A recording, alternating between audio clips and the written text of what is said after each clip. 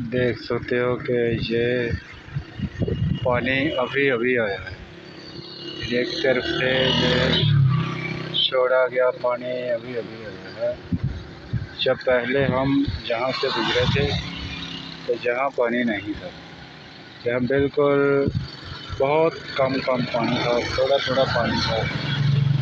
अभी पानी आया इंडिया की तरफ से। ये देखो ये कितना ज़्यादा पानी आ रहा है।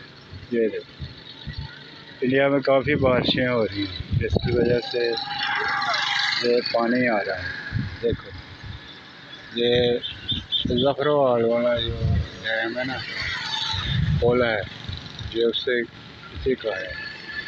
देखो कितना ज़्यादा पानी है। ये देखो लोग आज मेले पर भी जा रहे हैं ना, बहुत सारे लोग मेले पर जा रहे हैं।